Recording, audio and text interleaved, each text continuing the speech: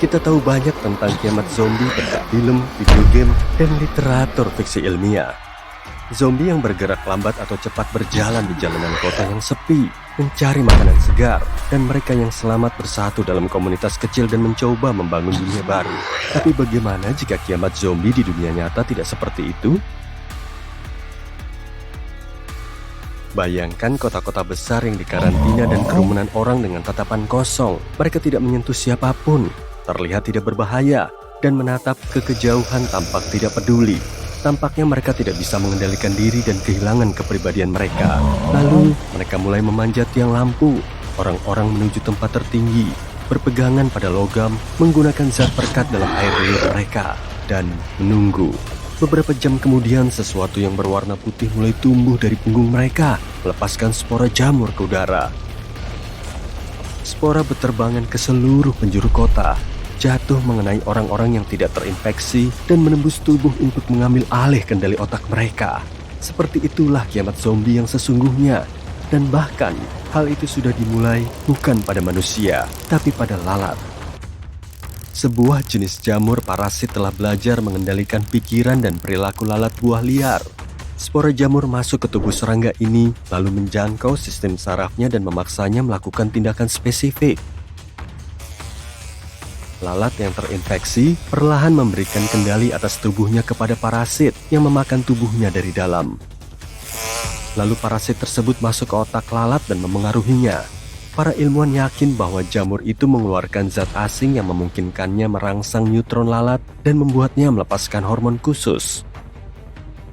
Hormon ini menyebabkan lonjakan aktivitas motorik, artinya itu membuat lalat bergerak lebih cepat. Serangga ini menjadi gesit dan hilang ketertarikan pada makanannya. Saat matahari terbenam, ia hinggap di tempat yang tinggi, seperti sehelai rumput, kemudian menempelkan dirinya di sana dengan zat lengket yang dikeluarkan dari belalainya.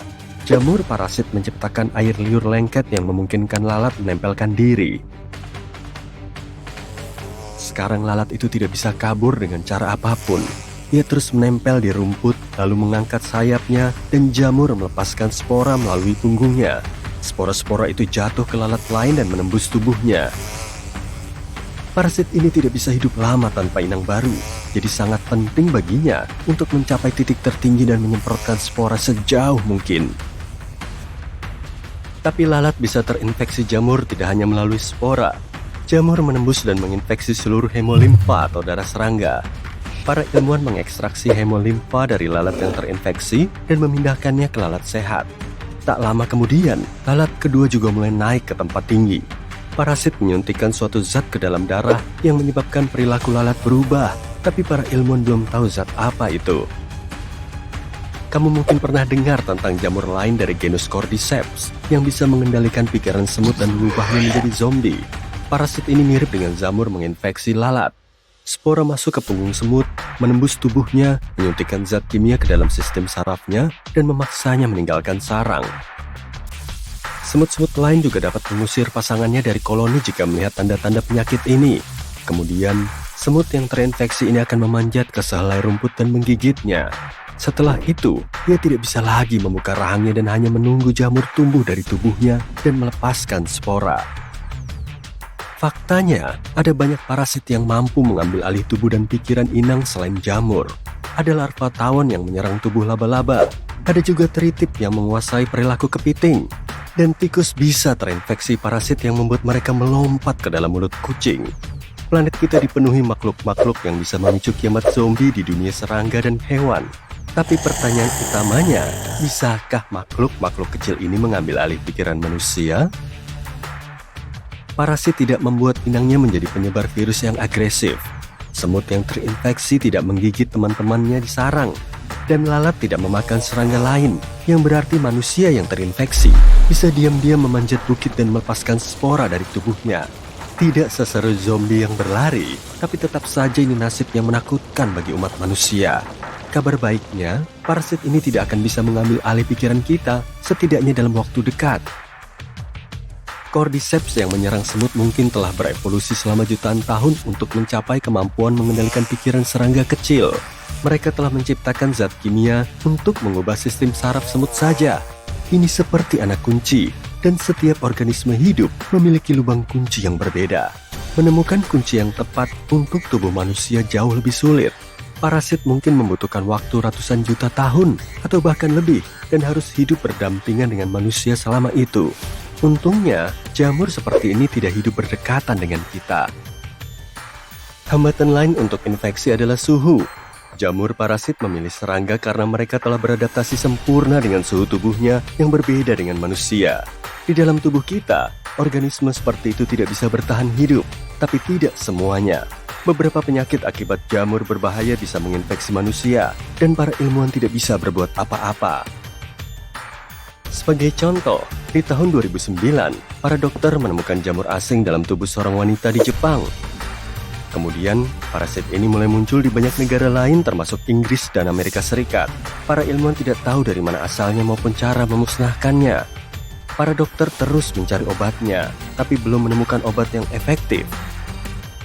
Untungnya, jamur ini tidak menyebar dengan cepat, dan layanan khusus mengendalikan titik-titik infeksi. Selain itu, parasit semacam ini tidak mengubah seseorang menjadi zombie.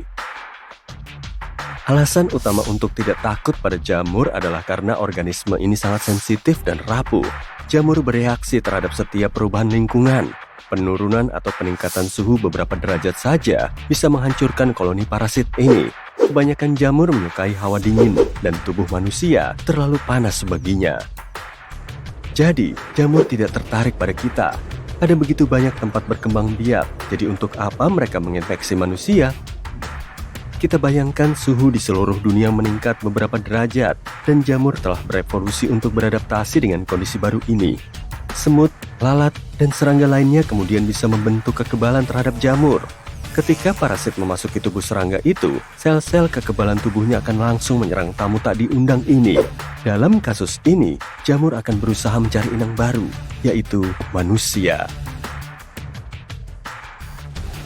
Katakanlah orang yang terinfeksi menjadi linglung dan memanjat ke atap rumah untuk menyebarkan spora. Apa yang akan dilakukan manusia lainnya?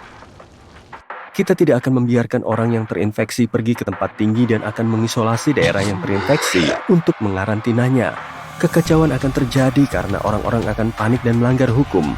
Tapi cepat atau lambat, umat manusia akan mampu memberantas ancaman tersebut. Para ilmuwan akan menciptakan obat yang efektif untuk melenyapkan parasit itu. Atau kita akan meminum pil khusus untuk menurunkan suhu tubuh. Jamur parasit yang sensitif terhadap perubahan suhu sekecil apapun tidak akan bisa bertahan hidup di tubuh kita. Lain halnya jika yang terinfeksi berperilaku agresif dan berlari cepat. Kalau begini, kita akan menghadapi masalah besar. Dalam skenario terburuk, alam akan membantu kita. Cepat atau lambat, organisme lain akan muncul dan dapat menghancurkan parasit itu. Lihatlah dunia serangga, hewan, dan ikan. Semuanya sangat seimbang.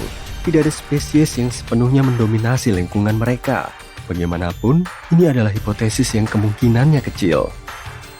Jamur bisa mengancam kesehatan manusia, tapi tidak dengan pikirannya. Tapi jika memang ada ancaman infeksi, kenapa kita butuh waktu begitu lama untuk menciptakan obatnya? Tidak seperti penyakit dan bakteri berbahaya lainnya, jamur tidak banyak ditemukan di seluruh dunia. Menciptakan obat apapun memerlukan banyak investasi. Tidak akan ada yang mau mengeluarkan uang untuk membuat obat sampai jamur benar-benar menjadi ancaman bagi kita. Semoga saja hal itu tidak akan terjadi. Kita baru saja pulih dari peristiwa baru-baru ini.